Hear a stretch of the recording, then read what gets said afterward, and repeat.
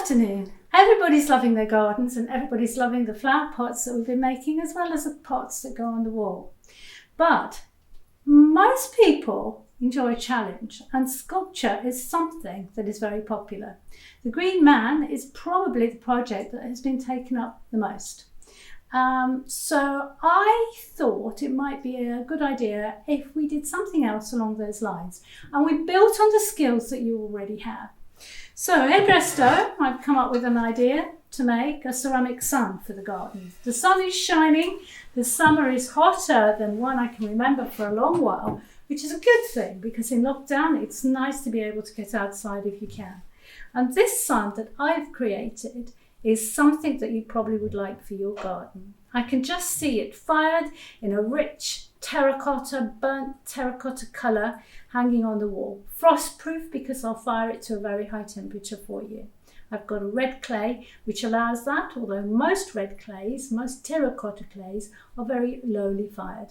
It doesn't go to stoneware, but it goes somewhere in between. It's not good to confuse you with science, but it's always good to learn a little bit more every time.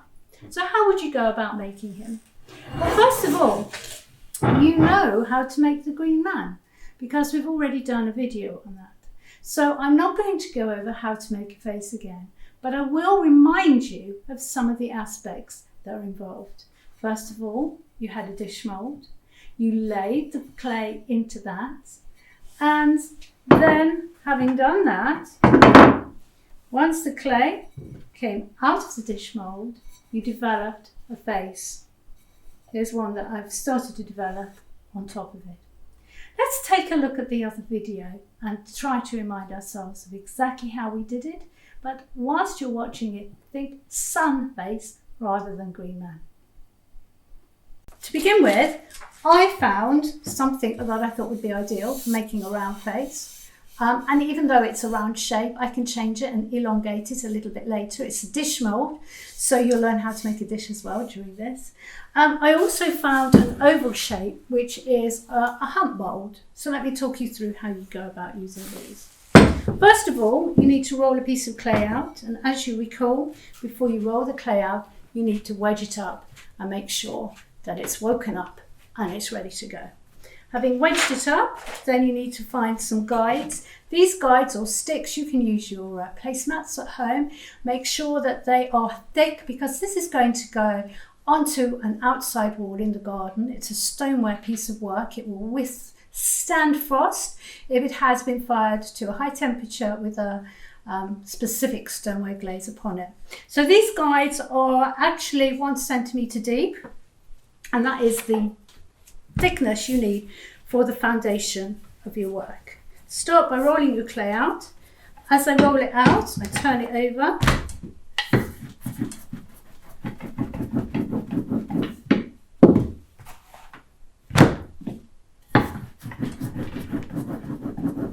And make sure it is completely flat. Every time you pick it up, you stretch it, so as it gets larger, when you pick it up, roll it on your rolling pin, lay it down, push it into itself, and ensure it's completely flat like that. Once you've flattened it, you can use a kidney to smooth it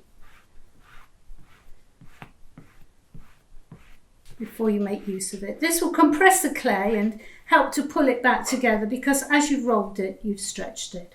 The next thing you need is your mould. Now, if you haven't got a mould like this, then you can use something at home. You'll probably find something suitable in the cupboard, but the clay will stick to it. So you need to put a barrier between the clay and the vehicle that you're using, the vessel. I would suggest some strips of newspaper dampened with water and placed inside the container, or lots of people use cling film. Having said that, if you are having one of the pottery parcels, you'll find that there'll be a bowl like this in it, which you can use. The pottery tools and equipment are all on loan. Put the clay over your rolling pin before you lift it. I'll just pop that on there to make it a bit easier. And then feed it into your bowl. You've probably got a cake stand, perhaps, or something that you could raise a piece of clay on a box or whatever so that it's a better height for you. So work your way around it like so. Now we've got a lot of clay that's sticking out over here. So what I'm going to do is just rip that clay off because it's not going to be used and it's getting in the way like so. The next thing I'm going to do is take a sponge and some water and sponge quickly into the bowl. It's already down, it's touching the base, but by gently sponging I'm getting it that bit further. Having done that, if you've got one of these tools, you can cut, and you will in fact need to cut on that edge like that. However, you can manage simply with a knife. Just cut all this excess clay off here.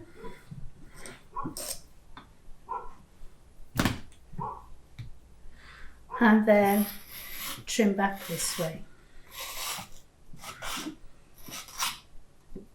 And if you recall, we used guides, we used sticks that were 1 centimetre thick, and that means that the clay is quite thick in here, and it means that this is going to be a face. When it dries, this nice thick edge will be useful for sticking onto the back plate. If it was a thin edge, it would be flimsy, and if the clay was thinner, it would be difficult to sculpt into. Now, unfortunately, that's too soft to do anything with, so what we need to do is to leave it until it firms up a bit. I usually leave mine outside, not in direct sunlight, because that dries the exterior of the clay and the interior remains soft. But in shade outside or on a windy day, it dries very quickly, or maybe in your room, wait a few hours, or use a hairdryer if you want to speed the process up. So, an hour ago, I made one of these and I placed it outside.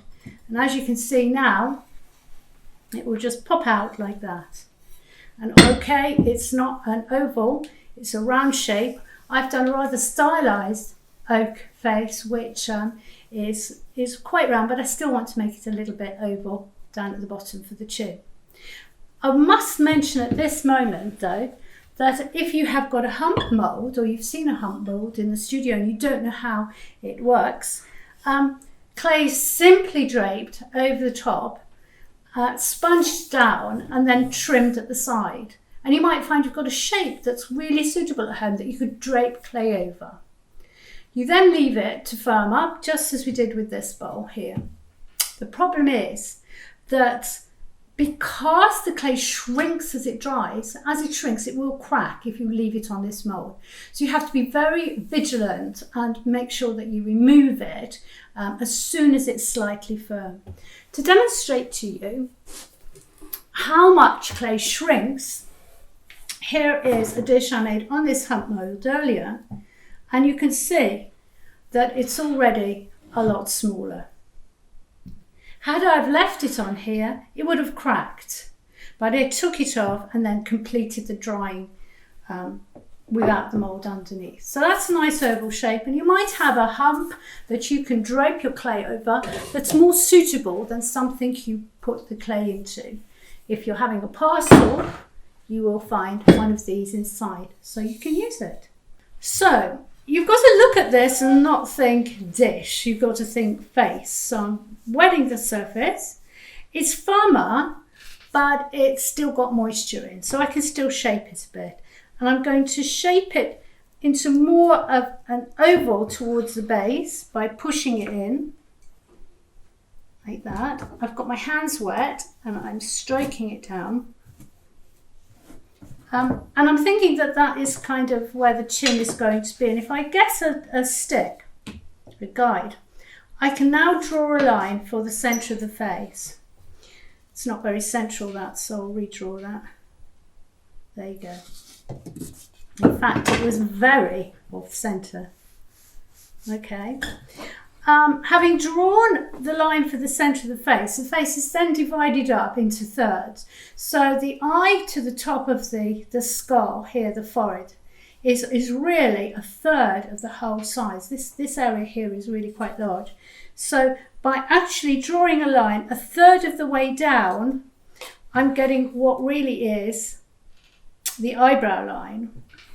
And then by drawing another line, another third of the way down, I'm getting a nose line. Onto those, I can now begin to sculpt the face. And to begin with, it looks very crude, but bear with it. It's a line for the eyebrows, a line for the nose, a coil if you like, and then I do a ball for the nostril, a ball for the other nostril, and a little ball on top just to give the nose a bit of height. Right, let me move this down so that you can see it a bit more clearly. It's quite hard to work from behind it, but I'm just giving you the idea. The eye needs to be a socket, so I'm rubbing the clay down each side. And all of these parts that I've put on, I need to sculpt into the background. Now, if you find that your face is collapsing at this point, that maybe your base plate isn't as hard as it should be, you could put some bubble wrap behind like that. Okay, so this is a point really where you need to be very thoughtful and have complete quiet, I always find, so that you can start to work all the clay in and think all the time that you're doing it, it's a face. Let me turn it around so I can see if it is a face, because obviously I'm working upside down. Really work the eyes in. And you can see that that is just the beginning of the facial structure. But it's got a significant line for the eyebrows. It's got everything you need to sculpt the nose out of it. And it's got sockets where the eyes will go, okay? I did do one earlier. You can see that I've really smoothed in the nose, and the eye socket is on this side not filled, but on this side it is, and the mouth isn't done at all, but I'll show you how to do those. You need to have a little piece of clay that's a kind of oval shape, a cat's eye shape, I think, really. And you need to score the back of it and put some slurry on, because this has gone quite firm now, so you do need to make sure you stick down well. And then what you've got is a platform for modelling. And what I do first, you have to bear with me because it's upside down for me, is I take a knife and I cut the eye in half like this. Okay, and then I get my knife and I really open the eyelid up. Okay, and if you struggle with a knife to do that, you can always use a wooden tool. And I'm bringing the bottom of the oval down. I hope you can see that quite clearly. And the top of the oval up. If it's a little bit too big, this is a point that you can trim it back. And I think the biggest problem with doing faces is not actually modelling the eyes, or in fact the eyebrows, but getting symmetry, because both sides need to be the same, and if they're not the same, it will look strange. Now you can put your eye into the socket, a little bit of slurry, as we did before, pop the eye in. And in fact, what I usually do when I'm making the eye is to make both eyes at the same time, so that I know that both balls are exactly the same, rather than make one and then try to figure out exactly what size was the ball for that eye. Okay, and you know, how you make the eye look is up to you. You could leave it at that, or you could do what I've done on the other eye, which is to put a tiny little pupil on top, and that's very sticky, so that's going to go on there. So it's much bigger than this one, but I could carve it back once the clay gets a bit firmer and get it the same size. For the mouth, you need a soft piece of clay, which you roll into a line. Happy fellow. And again, all you're doing is creating a foundation that you can work with. In fact, this one is better for there, because we want to, it's not really thick enough, we want to have something that we can work into. And with the second one, you bend it up, bend it down, bend it up, so that you've got kind of top lip. And there we go. You have something that you can start blending in and turning into lips. Okay? So a lot of what you do when you're making a face is about putting down a foundation that you can then sculpt into. And that really is all about observing. So if you've got a photograph of a face, anybody's face will do, then you can start to begin to work out exactly how the eyelid should go, or how the mouth might go, and create enough clay on the surface of your face to play with. And don't forget, if the clay is very, very soft, it's hard to model. It's very often a good idea to get your foundation on, then just leave it and sculpt into it when it's gone a bit firmer. Here's a mouth I made earlier. It's actually gone very hard, so this is far too hard. But as you can see, you can play with different shaped mouths and get the look that you want. So those are two faces that are on their way, getting there. And here's a face that I've completely finished, in terms of it hasn't got its oak leaves on, but I'm quite happy with it. You can see that the circle has become elongated. There's a little bit of cheek that's coming out of it, and it's quite stylized, but I think it'll do. Okay, so you've reminded yourself how to make a face. Here's mine. It's a little bit more sun-like rather than green men. I hope you like him. So now what we need to do is to create a base, a background for him. And just like the flower pots that we made to go on the wall, that background, that base needs to be a little bit thicker than you would normally roll out clay for making something with. So I suggest you use guides, or you somehow raise your rolling pin to about 1 centimetre thickness.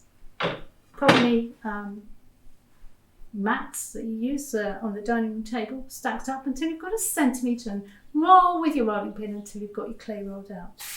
Here's my piece of clay that I've rolled out for my son, and this is what I'm going to do. I'm going to place him in the middle, and then I'm going to make sun rays going all the way around him. So first of all, I'm going to work out where the middle is. I do it by eye, but you could measure your piece of clay. And I'm going to mark with my pencil where he's going to go. Having done that, in fact, if I draw all the way around, it's easier.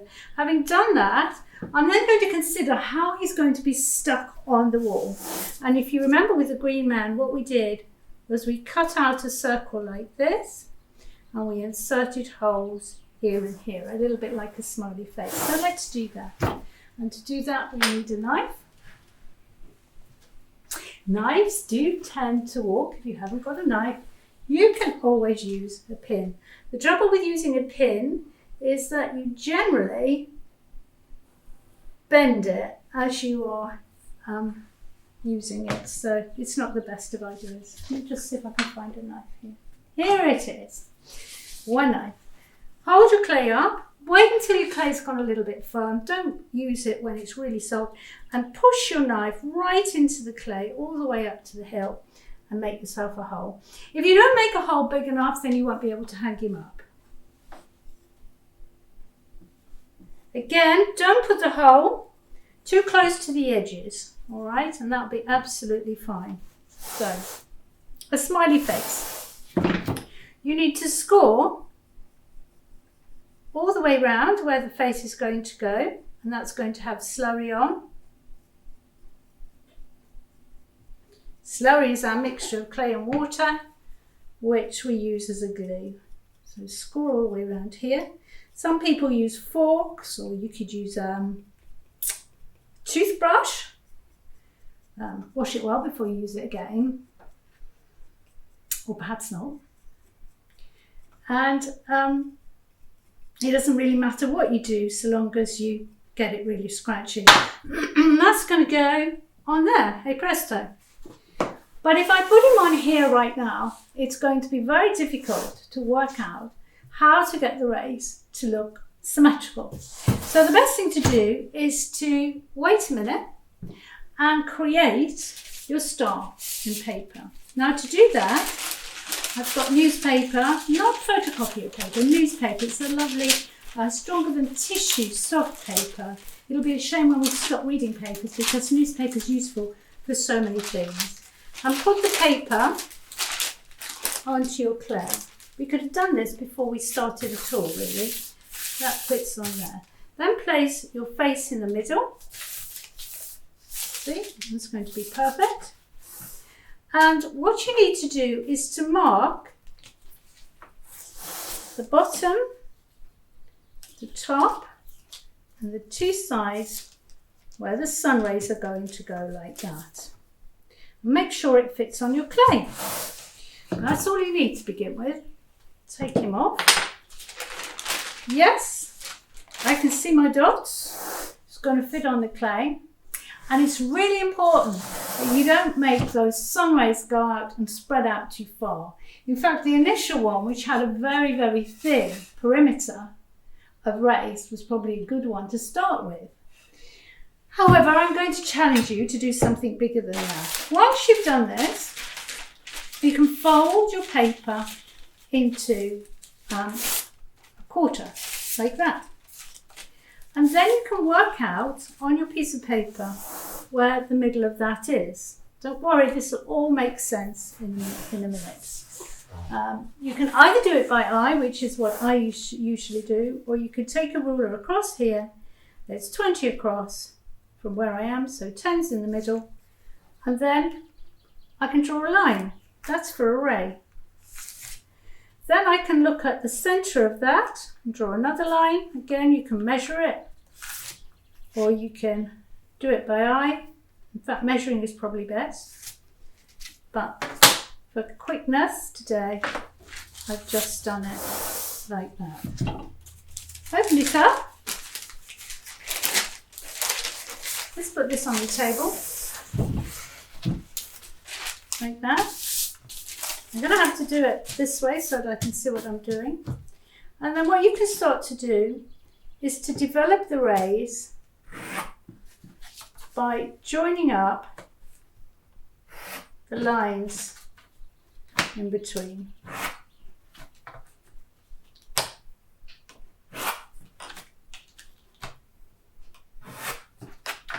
So although that's difficult to see, I'll just draw that in now. And there's no reason why you shouldn't just draw this. You don't need to measure it, unless, of course, you want to. So that's quite complex. But if you then fold it like that, you can cut it out. And all four sides of that will be symmetrical. This one I did earlier. Okay. So it's all folded neatly like that. It was a little bit wet a minute ago, which is why I had to do you another one. There you go, this is a good one. And look, you can see all those lines, and I've cut it out. So when I cut it out and I open it up, each quarter is exactly the same. Okay. Next thing I need to do is to place it onto here. Place it in the centre, like that. Oh, it's a bit ripped there. And then just going to move it over a bit. There we go. And then having done that, I'll get a sponge. Just, whoops, it's gone in the hole. Just sponge it down like that, and this bit's folded. What I did was I cut this out earlier and left it on top of the clay, and it got wet and soggy. So I had to make another one. There we go. Ready on the clay. Let's try the face in the middle and see if we like it. I think we like it. Okay. We can start cutting. So I'm going to mark it with my knife first, like this. You can put your ruler against it if you want to have a crisp line. All the way around, like that. And of course, if you feel confident, there's no reason why you shouldn't just draw it freehand. Do beware of having your rays spreading out too wide. As I said before, the stresses and strains between the piece in the middle and the extension at the side can cause horrendous cracking. So you need to be very careful. And the closer you keep the rays to the face, the safer you are. All right, so let's just finish this marking off. And you can see I haven't cut, I've only marked. And I've only marked because I just want to see what it looks like with the face on before I cut. Take that off. Take that off. That's going to go on there, like that. Perfect. Smiley face. Sunny face. So let's get some slurry and stick it on.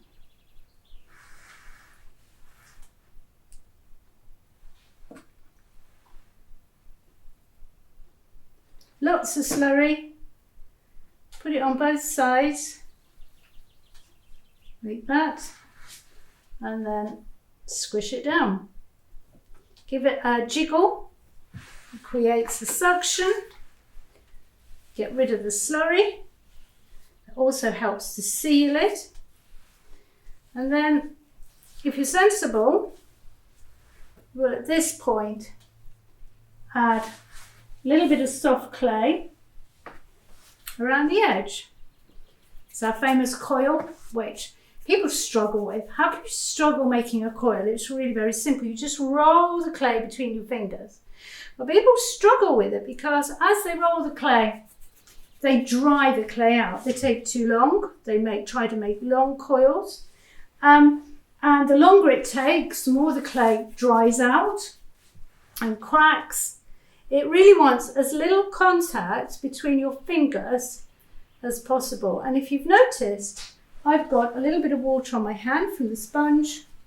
In fact, makes it a bit slippy at first, but once I've got it going, it means that it's not going to crack. And don't make your coil too big. When you've done that, you then require one of these wooden knife-like modelling tools, and you drag the clay down on one side,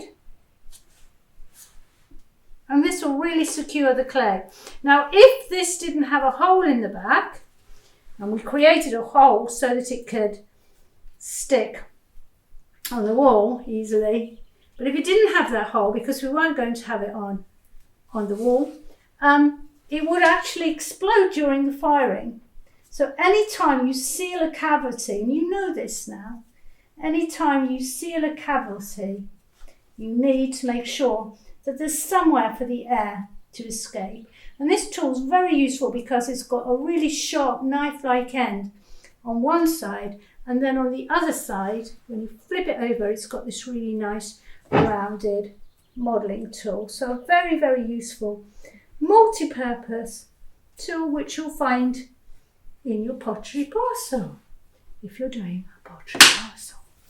So wipe it round, work it in, and that is very nicely secured. Do not think for 1 minute that you can get away with just cutting the rays out and leaving it like that, maybe decorating them.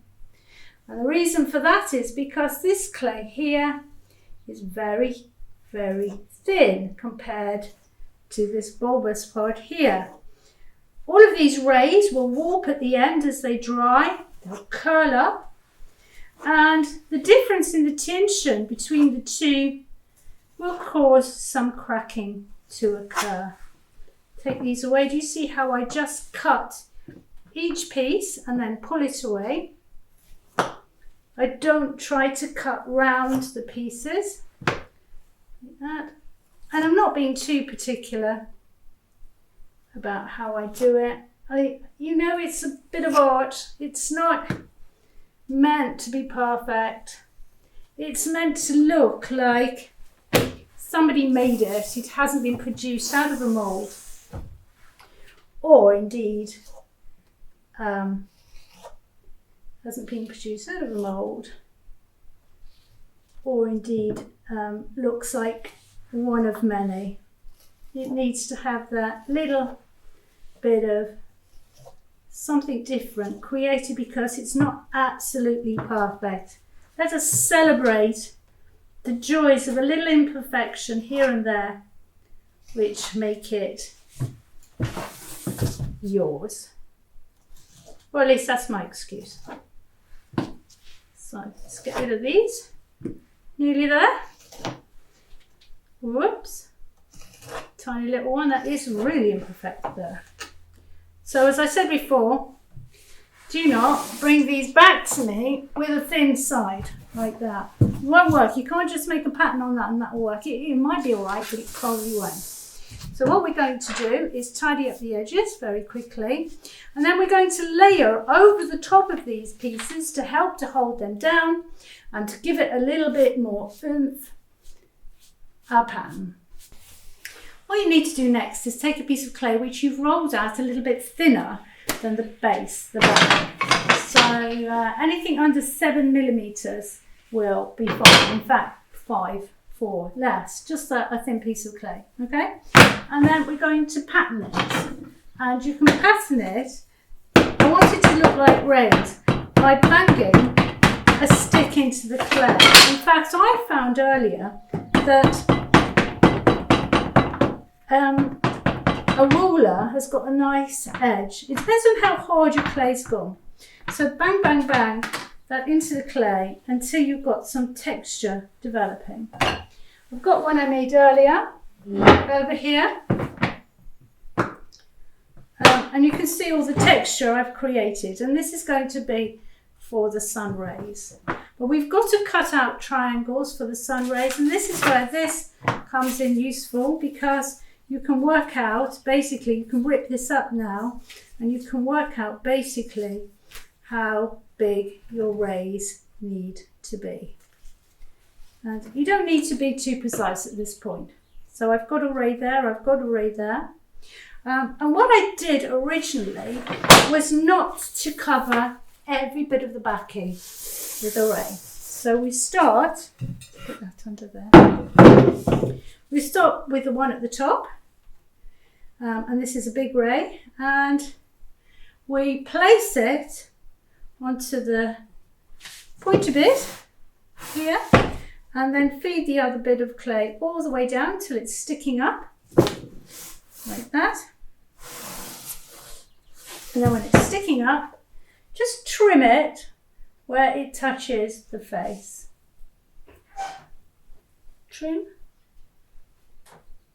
cut through, like that. Let's put a few more on. So the one at the bottom, it's going on like this. Bring it up here where it comes down into the chin, then cut it round like that. And what I'm doing is just putting the rays, whoops, broke the pointy bit off that one. Just bringing the rays, let's find a fatter one, there we go. That ray's no good. Just bringing the rays up to the face, missing one out in between. Okay? All the way around. We've got another one cut, we do.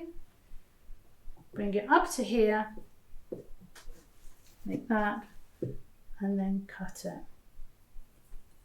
Like that. You've got to kind of guess where the face is, it's not that difficult. The next thing you do is to use your slurry and you need to just gently score back, pop on your slurry onto here like this, and really press it down hard.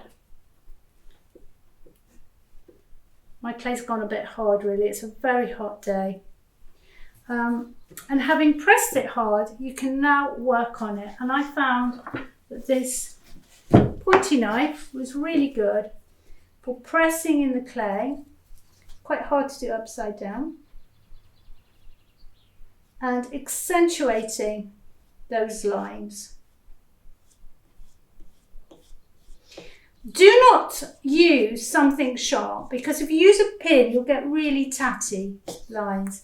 I have to say, the one thing I really don't like is when people bring things back and they've got scratched patterns in. They're really quite tatty. These are scratched in, but they're done with a wooden rounded tool, and so they look that much better.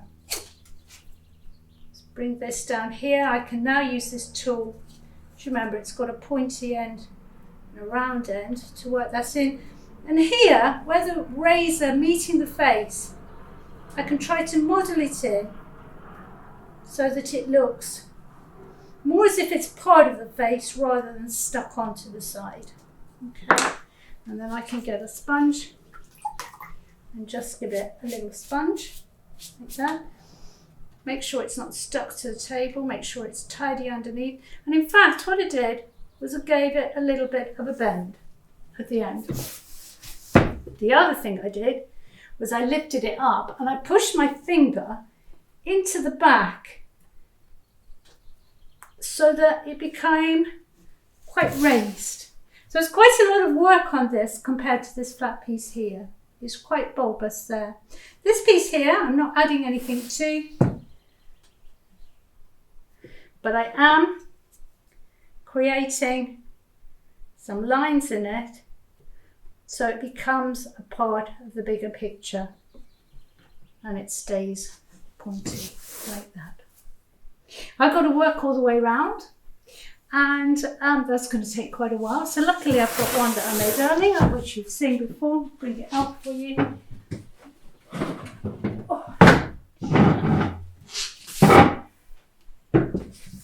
A lot of TLC, a lot of working all of these into the face, curling at the edges and finger behind to give it this really bulbous shape. Despite this, we've got some lifting here, so when you leave it to dry, it wouldn't hurt if you put something light on top like a tile, just to keep the corners down. I hope you've enjoyed watching that. If I have as many people interested in the sun as I had in the Green Man, then we should have a lot of sunny faces to fire. You can leave it terracotta red, it'll be a lovely burnt orange, or you can even glaze it with an earthenware glaze in yellow or orange, or pink or blue, or in fact any colour you like. I hope you've enjoyed that today. I've certainly enjoyed showing you. Bye.